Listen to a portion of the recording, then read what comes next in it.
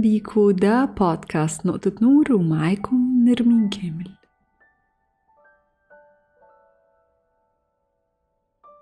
النهاردة بحتفل معاكو بالحلقة 100 من البودكاست، واللي مكمل بدعمكم وتشجيعكم.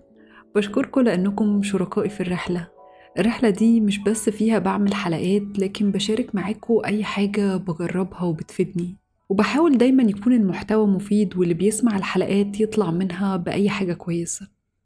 البودكاست الشهر الجاي هيبقى بقاله 2 الحمد لله، كانوا 2 حلوين، ويا رب نفضل مكملين سوا سنين كتير.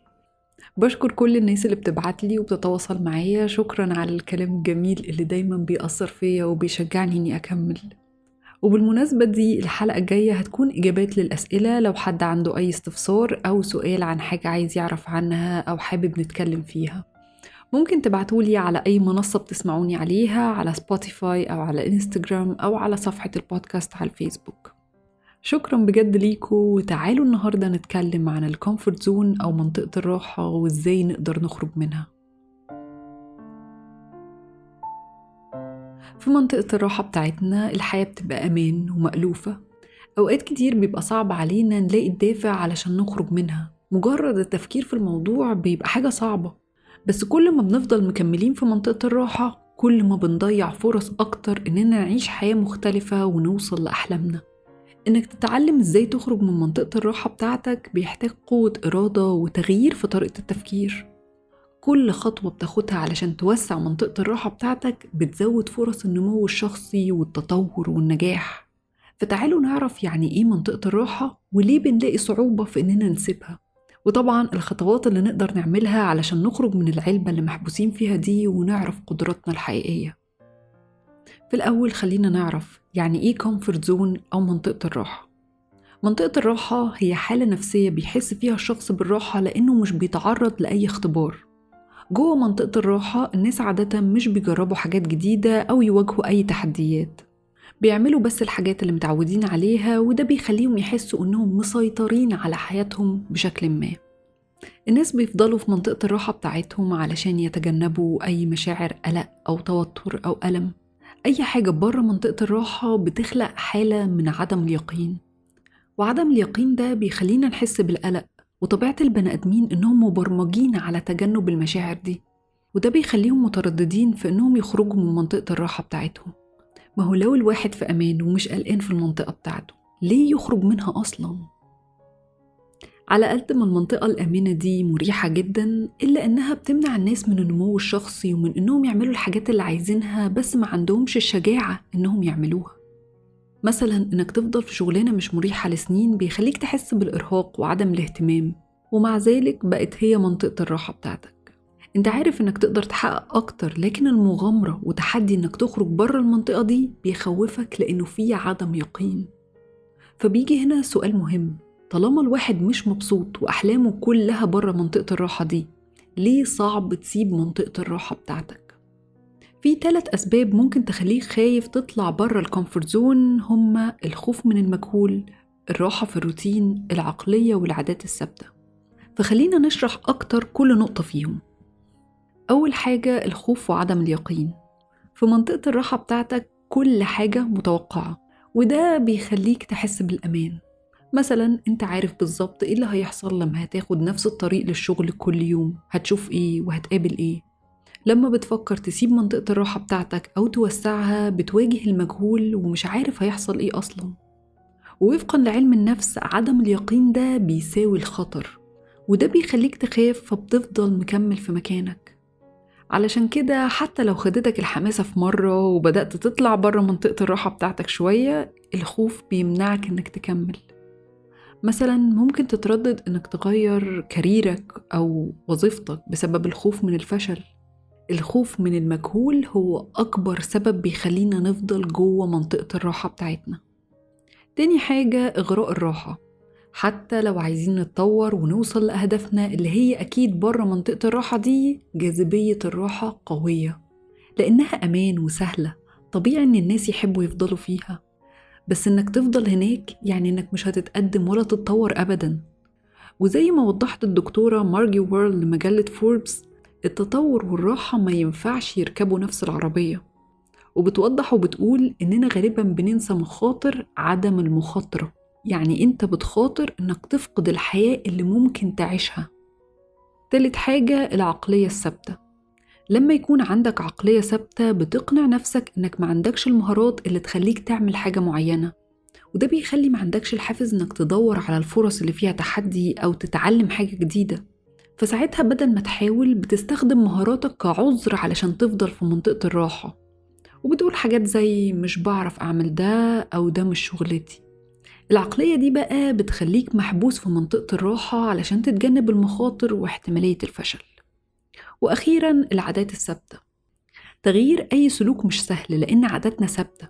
كل ما بنكرر سلوكيات معينة كل ما بنكرر نفس النتائج ونلاقي نفسنا عايشين نفس الحياة.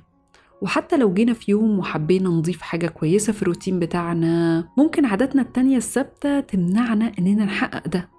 مثلا لو حاولت تصحى كل يوم الساعة 6 الصبح وتعمل روتين صباحي كويس قريت عنه في كتاب أو سمعت عنه في بودكاست، هتلاقي إنك تعمل ده صعب جدا لو كنت بتنام في مواعيد مش منتظمة وبتعمل ده بقالك سنين وبقى ده عادة ثابتة في حياتك. لكن التغيير السلوكي الدائم بيبدأ برغبة قوية في التغيير. طيب إزاي تخرج من منطقة الراحة بتاعتك؟ في سنة 1908 علماء النفس روبرت ييركس وجون دوتسون عملوا تجربة ولقوا علاقة مهمة بين الأداء والقلق. التجربة دي اتعملت على مجموعة من الفئران علشان يشوفوا هل هيكملوا المتاهة أسرع لو تعرضوا لصدمات كهربائية. اكتشفوا بقى إن الفئران كان عندها حافز إنها تكمل المتاهة لما تعرضت لصدمات كهربائية خفيفة، لكن لما الصدمات بقت قوية جدا الفئران خافت واستخبت. فحسب قانون ييركس ودوتسون المستوى الأمثل من الضغط أو القلق بيزود الأداء لكن لحد معين بس، لكن الضغط الزيادة بيعمل تأثير عكسي وبيخلي الشخص في حالة رعب. ومحاولة الخروج فجأة من منطقة الراحة ممكن يكون ليه نفس التأثير النفسي. إنك تعمل تغيير كبير أو تعمل حاجات كتيرة في نفس الوقت ده هيزود قلقك بشكل كبير وممكن يخليك ترجع تاني لمنطقة الراحة. فأفضل طريقة للخروج من الكومفورت زون هي إنك توسعها تدريجياً وتعرف المستوى الأمثل من الضغط اللي ممكن تتحمله من غير قلق. طيب نيجي دلوقتي بقى للسؤال المهم، ليه لازم نتحدى نفسنا ونخرج من منطقة الراحة؟ إنك تقدر توصل لحاجة كبيرة في حياتك دي واحدة من الأسباب الكتير اللي بتخلي الخروج من منطقة الراحة مهم. كمان ده بيساعدك تكتشف حاجات جديدة عن نفسك، حاجات تقدر تعملها، وإنك تقدر توصل لأهدافك وتعيش حياة فيها إحساس بإنك فخور بنفسك وباللي حققته. فخليني أعرض عليك عزيزي المستمع خطوات واضحة للخروج من الكومفورت زون أو منطقة الراحة. أول حاجة، اعمل حاجة دايما كنت عايز تعملها. لو عندك قائمة بالحاجات اللي دايما كنت عايز تعملها بس فضلت الحاجات دي على الورق وما عملتش فيهم أي حاجة، فأنت مش لوحدك. ناس كتير عندهم قوائم مليانة بتجارب وأهداف مهمة عايزين يحققوها وما عملوش منها ولا حاجة. كل ده بسبب الخوف أو أي حجة ممكن تبان إنها منطقية. لكن لو فعلا نفسك تخرج من منطقة الراحة دي لازم تبدأ إنك تعمل حاجة. اتحدى نفسك واختار حاجة واحدة دايما كنت عايز تعملها ونفذها. ممكن تكون أي حاجة، ممكن كان نفسك تتعلم تعزف على البيانو أو تتعلم لغة جديدة أو إنك تلعب رياضة معينة. تاني حاجة، اعمل تحدي لنفسك لمدة 30 يوم. جرب كده واختار حاجة هتعملها واعمل تحدي مع نفسك إنك هتعملها 30 يوم. لو بتحب التصوير مثلا اعمل تحدي إنك تصور صورة واحدة كل يوم، ومش بالضرورة تكون الصورة دي فنية وفظيعة، كفاية إن يكون فيها شوية مجهود إنك تطلع حاجة حلوة. لو الحاجة اللي انت عايز تعملها دي رياضة اعمل تحدي إنك هتتمرن 30 يوم، وكل يوم اعمل أي حاجة ليها علاقة بالرياضة دي حتى لو كانت بس 10 دقايق. بعد 30 يوم هتكون الحاجة الجديدة دي اتبرمجت في عقلك الباطن ومش هيبقى فيه أي مقاومة ناحيتها. هتعملها بعد كده من غير لا خوف ولا تفكير.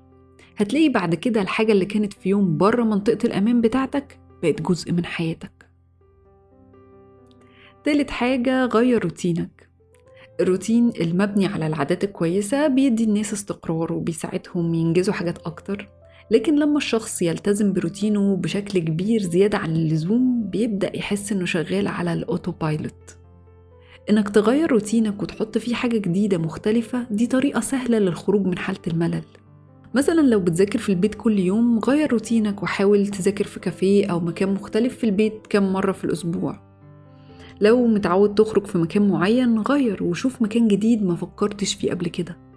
لو بتحب تقرأ كتب عن حاجة معينة جرب تقرأ عن مواضيع تانية. التغيير بيخليك ما تخافش من الجديد وما تخافش من المجهول. رابع حاجة زود مهاراتك المهنية. منطقة الراحة ممكن تقف قدام مستقبلك. مثلا لو حاسس براحة كبيرة في مكان معين بتعمل نفس الحاجة وانت شاطر فيها لكن مش بتعمل أي حاجة جديدة، وعلشان انت مش بتحتاج أي مهارة جديدة في شغلك بتقرر انك مش محتاج تتعلم برنامج معين أو حاجة جديدة لأنك مش بتستخدمها دلوقتي في المكان اللي انت فيه. وتقول لنفسك طب أنا ليه أتعب نفسي وأحط وقت ومجهود وفلوس في حاجة مش هستخدمها النهاردة في شغلي. لكن ده ممكن يخلي فرصك تقل لما تحتاج تتقدم في حياتك المهنية. وطريقة للخروج من منطقة الراحة بتاعتك هي إنك تتعلم مهارة جديدة تديك ميزة تنافسية وتخلي فرصك أكبر في المستقبل. حاول دايما تطور نفسك حتى لو الحاجة اللي بتعملها مش هتستخدمها دلوقتي، يمكن تنفعك بعدين. خامس حاجة اختار الخوف وواجهه. لازم تكون شجاع علشان تخرج من منطقة الراحة بتاعتك. الشجاعة مش معناها انك تتخلص من الخوف تماما، لكن معناها انك تكمل بالرغم من انك خايف. اختار حاجة واحدة انت بتخاف منها دلوقتي وواقفة في طريقك وواجهها. ممكن تبدأ بحاجة صغيرة. مثلا لو كنت بتخاف تتكلم قدام الناس اتدرب على انك تتكلم في اجتماعات في الشغل او مع ناس ما تعرفهاش. سادس حاجة سافر لمكان جديد. السفر من أحسن الطرق علشان تخرج من منطقة الراحة بتاعتك. السفر مش بس ممتع، ده كمان بيفتح العين. لو دايما بتروح نفس المكان بتصيف في نفس المدينة، المرة الجاية جرب حتة جديدة خالص. استكشف بيئة ولغة وأسلوب حياة مختلف. ده من الحاجات الممتعة جدا لأنه بيقدم لك وجهات نظر جديدة وبيتحدى طريقة تفكيرك. ومش شرط علشان تستكشف وتسافر إنك تحتاج فلوس كتير. يعني جوه مصر في ثقافات ولغات وأماكن مختلفة أنت ممكن تستكشفها، زي النوبة وسينا وسيوة وحتت تانية كتير، ولو دورت هتلاقي. كمان السفر بيخليك تشوف عالم جديد غير اللي انت متعود عليه، بيخليك تقدر الطبيعة أكتر. سابع حاجة قيس اللي جوه وبره منطقة الراحة بتاعتك. خد دقيقة وفكر في ايه اللي حاسس بيه وانت قاعد في منطقة راحتك. اكتب كل الحاجات الكويسة والوحشة في وضعك دلوقتي وازاي بتأثر فيك. بعد كده اكتب كل الأهداف والأحلام اللي عايز تحققها واللي ممكن تكون بره دايرة الراحة بتاعتك. حاول تتخيل حياتك لو عشت بره الكومفورت زون واشتغلت أكتر على نفسك علشان تحقق الحاجات دي. الكتابة دي هتساعدك توضح مشاعرك وتلاقي الدافع اللي محتاجه علشان تسيب منطقة الراحة بتاعتك وتبدأ تجارب جديدة. تامن حاجة حدد الأهداف الشخصية. حدد أهدافك بطريقة واضحة ومنظمة علشان تساعدك تكبر منطقة الراحة بتاعتك. وطريقة اتكلمنا عليها قبل كده وانت بتحدد أهدافك هي عن طريق SMART: Specific, Measurable, Achievable, Realistic, Time Bound. فخلينا نعرضها بسرعة علشان لو حد ما سمعش الحلقات اللي فاتت. Specific إنك تحط أهداف محددة، أنا عايز 1 2 3، مش حاجات عايمة. Measurable إن الأهداف دي ينفع تتقاس وتشوف أنت حققت منها قد إيه. Achievable إنها تبقى حاجة تقدر توصل لها وما تصعبهاش على نفسك علشان ما تحبطش. Realistic إنها تكون أهداف واقعية ومنطقية. وأخيراً Time Bound إن الأهداف دي تكون محدد لها فترة زمنية مناسبة، يعني 1 سنة أو 2 أو أكتر على حسب الهدف.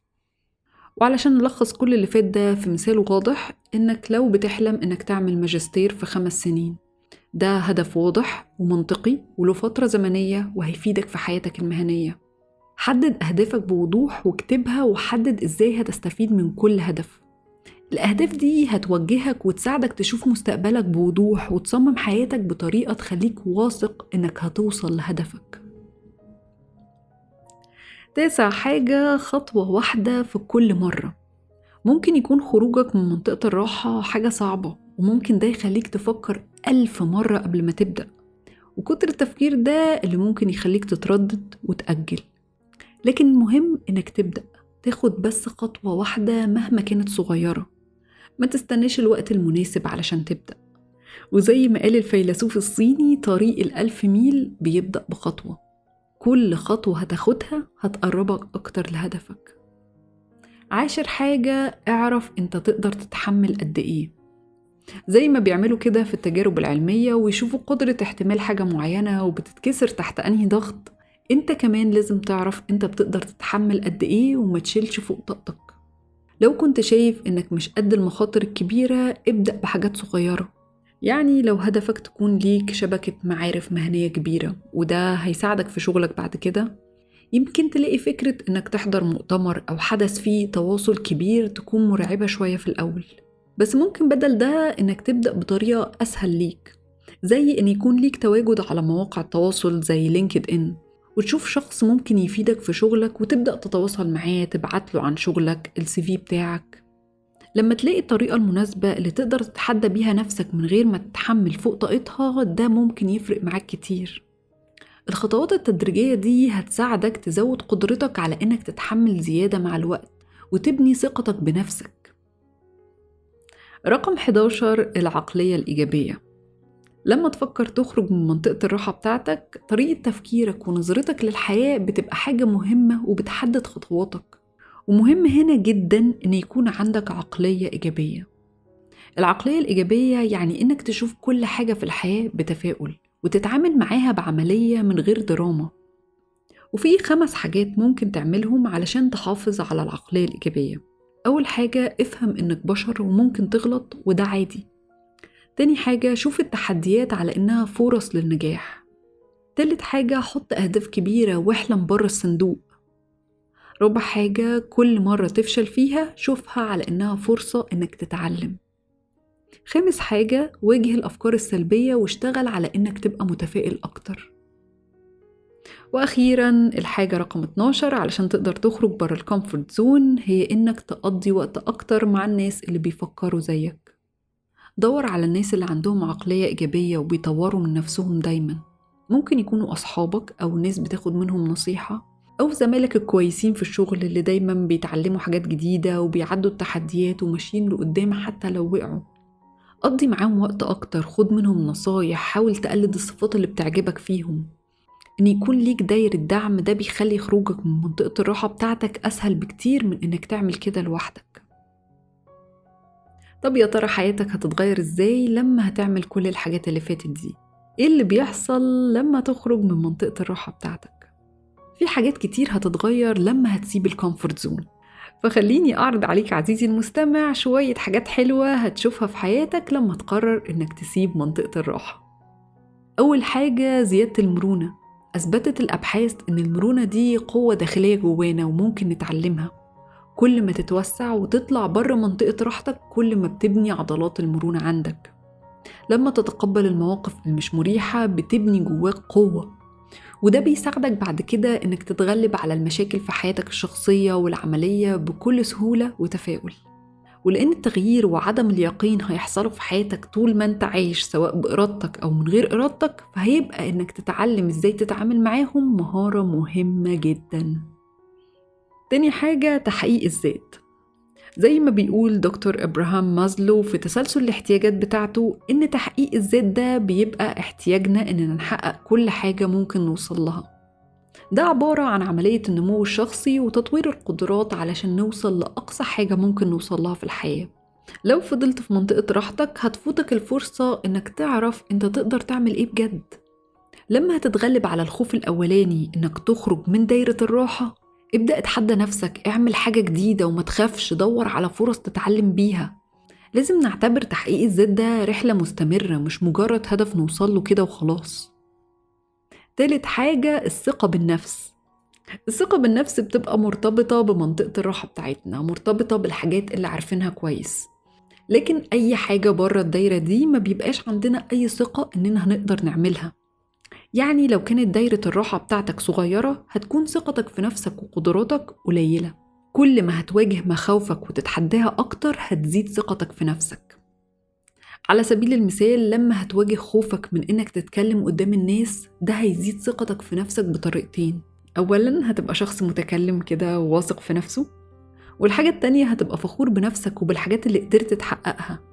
هتبقى فخور بإنك قدرت تتحرك وتاخد خطوة بالرغم من إنك كنت خايف ومرعوب في الأول. رابع حاجة، ندم أقل. في كتابها المشهور أهم 5 أشياء يندم عليها الأشخاص في نهاية حياتهم، واللي اتكلمت عليه في حلقات قبل كده، الممرضة بوني وير فتحت عيوننا على الحاجات اللي بيندم عليها الأشخاص في آخر أيامهم، وتلخصوا في 3 ردود مشتركة ما بينهم، وهما: يا ريتني كنت عشت الحياة اللي كان نفسي فيها مش الحياة اللي الناس كانت مستنياها مني، ويا ريتني كنت قلت المشاعر اللي جوايا، ويا ريتني سمحت لنفسي إني أكون أسعد. بوني وير قالت إن الناس اللي محترموش أحلامهم وراحوا يعيشوا حياة عادية بقوا يندموا على القرارات اللي أخدوها واللي ما أخدوهاش. وكمان الناس اللي متمسكين بمنطقة الراحة بتاعتهم وخايفين من التغيير بيكذبوا على نفسهم وبيقولوا إن هم راضيين، لكن هم في الحقيقة كان نفسهم يكونوا أسعد. إنك تفضل عايش في منطقة الراحة بتاعتك يعني إنك بتختار تمشي في الطريق اللي مفيهوش أي فرص جديدة. ومع إن فكرة الأمان دي حاجة ممكن يبقى ليها مميزاتها، بس ممكن كمان توصلنا الحياة كلها إحباط وندم. وعمرك ما هتندم لو خرجت من منطقة الراحة بتاعتك علشان تحقق أحلامك وتعيش الحياة اللي انت عاوزها. في النهاية إنك تتعلم إزاي تخرج من منطقة الراحة بتاعتك ده هيوصلك للحياة اللي ممكن تعيشها بجد، الحياة اللي فيها أحلامك وأهدافك. دور على الحاجات اللي نفسك تعملها وبتحس من جواك إنك عايش بجد وإنت بتعملها. اتحدى نفسك خطوة ورا خطوة. لما هتخرج من منطقة راحتك ده هيخليك تتطور وتتغير في شغلك وفي حياتك. وعلى قد ما منطقة الراحة أمان وممكن تبان كويسة، لكن حياتك وأحلامك بره المنطقة دي، فلازم يكون عندك الشجاعة إنك تاخد خطوة وتطلع بره الكومفورت زون. أتمنى تكون الحلقة عجبتكم، وأشوفكم إن شاء الله في الحلقة الجاية. ده بودكاست نقطة نور، ومعاكم نرمين كامل.